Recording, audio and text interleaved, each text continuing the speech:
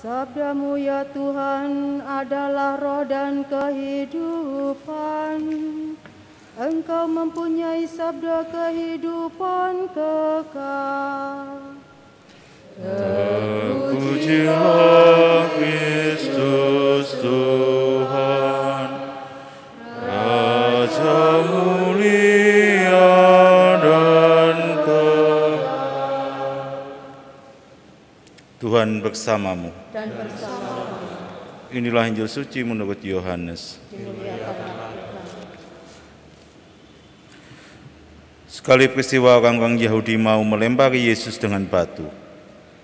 Tapi kata Yesus kepada mereka, "Banyak pekerjaan baik yang berasal dari Bapa-Ku kuperlihatkan kepada kamu. Manakah di antaranya yang menyebabkan kamu mau melempari Aku dengan batu?" Jawab orang-orang Yahudi itu, "Bukan karena suatu perbuatan baik maka kami mau melempari engkau, melainkan karena engkau menghujat Allah, dan karena engkau menyamakan dirimu dengan Allah meskipun engkau hanya seorang manusia." Kata Yesus kepada mereka, "Tidakkah ada tertulis dalam kitab Tauratmu, Aku telah berfirman, kamu adalah Allah? Padahal kitab suci tidak dapat dibatalkan. Maka jikalau mereka kepada siapa firman itu disampaikan disebut Allah, masihkah kamu berkata kepada Dia yang dikuduskan oleh Bapa dan yang telah diutusnya ke dalam dunia, engkau menghujat Allah? Karena Aku telah berkata, Aku anak Allah? Jikalau Aku tidak melakukan pekerjaan-pekerjaan Bapa-Ku, janganlah kamu percaya kepadaku. Tetapi jikalau Aku melakukannya dan kamu tidak mau percaya padaku, percayalah akan pekerjaan-pekerjaan itu, supaya kamu boleh mengetahui dan mengerti bahwa Bapa ada di dalam Aku dan Aku di dalam Bapa." Sekali lagi mereka mencoba menangkap Yesus, tetapi Ia luput dari tangan mereka. Kemudian Yesus pergi lagi ke seberang Yordan, ke tempat Yohanes dulu membaptis orang, lalu Ia tinggal di situ. Banyak orang datang kepadanya dan berkata, "Yohanes memang tidak membuat satu tanda apapun, tapi semua yang pernah dikatakan Yohanes tentang orang ini benar." Dan banyak orang di situ percaya kepadanya. Demikianlah sabda Tuhan.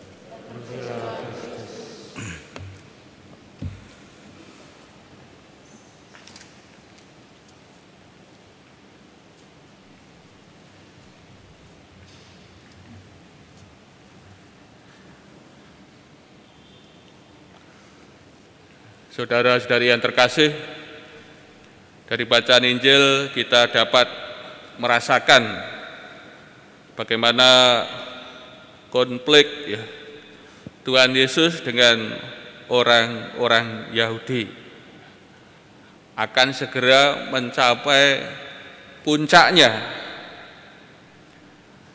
Dan salah satu tuduhan utamanya adalah Tuhan Yesus telah menghujat Allah dan menyamakan dirinya dengan Allah.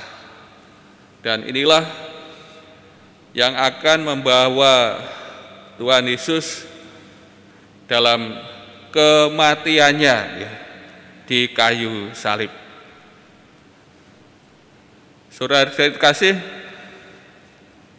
dan kita melihat bagaimana Tuhan Yesus mau menjelaskan kepada orang-orang Yahudi atas tuduhan bahwa Ia menghujat Allah dan menyamakan dirinya dengan Allah. Tuhan Yesus mengambil dari kitab Mazmur 82 ayat 2. Tadi dikatakan oleh Tuhan Yesus sendiri.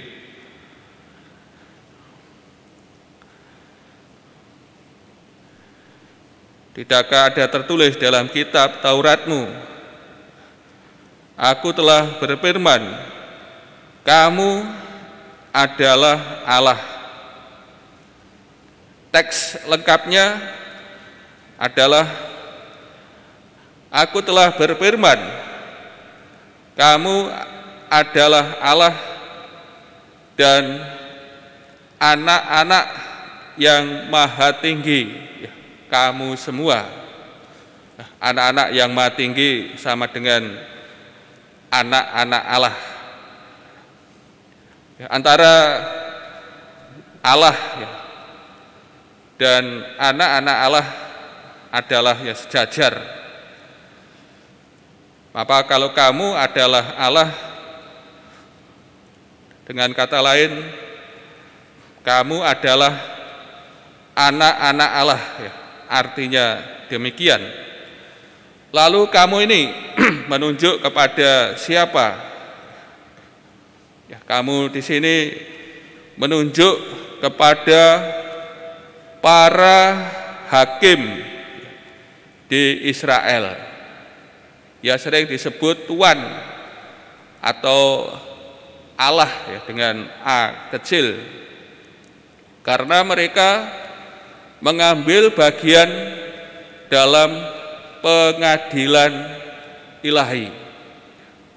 Maka mereka disebut sebagai Allah. Sudah dikasih berdasarkan ayat ini kemudian Tuhan Yesus menjelaskan bahwa sebenarnya ia tidak menghujat Allah atau menyamakan dirinya dengan Allah. Masihkah kamu berkata kepada Dia yang dikuduskan oleh Bapa dan yang telah diutusnya ke dalam dunia, engkau menghujat Allah? Karena aku telah berkata, aku anak Allah. Kalau hakim-hakim saja menyebut dirinya Allah, apalagi Dia yang dikuduskan dan diutus oleh Bapa datang ke dunia untuk mengerjakan kehendak Bapaknya, yang dalam Tuhan Yesus memperkenalkan dirinya sebagai anak Allah. Ada kesatuan antara anak dengan Bapa. Kesatuan yang ada adalah kesatuan kehendak dan pekerjaan dengan Allah. Dan tentu tidak ada pertentangan antara anak dengan Bapa, karena Tuhan Yesus datang ke dunia diutus oleh Bapaknya untuk melakukan kehendak Bapaknya. Kalau orang-orang Yahudi sulit untuk mengenali asal usul ilahinya, Tuhan Yesus mengajak mereka untuk percaya akan pekerjaan-pekerjaan yang dilakukan. Karena dengan mereka percaya akan pekerjaan-pekerjaan yang dilakukan Tuhan Yesus akan membawa mereka bisa mengerti dan memahami Yesus dengan Bapaknya adalah satu. Anak di dalam Bapa dan Bapa di dalam Anak. Dan tentu di sini Tuhan Yesus tidak menyamakan dirinya dengan Bapa, namun Ia ada dalam kesatuan dengan Bapaknya. Dan kita melihat pasien kasih bagaimana orang-orang Yahudi hendak menangkap Yesus atas pernyataan ini. Namun akhirnya Tuhan Yesus melepaskan diri dari tengah-tengah mereka. Saudara-saudara kasih, kesatuan antara anak dengan Bapa ini menjadi pusat kehidupan kita di dalam gereja, juga menjadi inti dari agama Kristen, agama kita ya. Intinya ada dalam persatuan antara Bapa dengan Putra. Ya, kita akhirnya digerakkan oleh Roh Kudus ya, untuk ambil bagian dalam kehidupan ilahi. Inti dari kehidupan ilahi ialah kita diikut sertakan dalam persatuan ya, Tritunggal Maha Kudus. Dan yang menjadi teladan dan pintu masuk dalam hubungan dengan Bapa adalah ya Tuhan Yesus Kristus sendiri. Untuk itu Pak kasih, mari kita menyadari berkat Tuhan Yesus, kita diikut sertakan dalam kesatuan ilahi, kesatuan Tritunggal Maha Kudus. Kita dimasukkan dalam lingkup ilahinya, keluarga ilahinya. Ini suatu yang luar biasa, anugerah yang diberikan Tuhan ya kepada kita melalui putranya ya, kita dimasukkan dalam persekutuan ilahi ya, persekutuan Tritunggal Maha Kudus.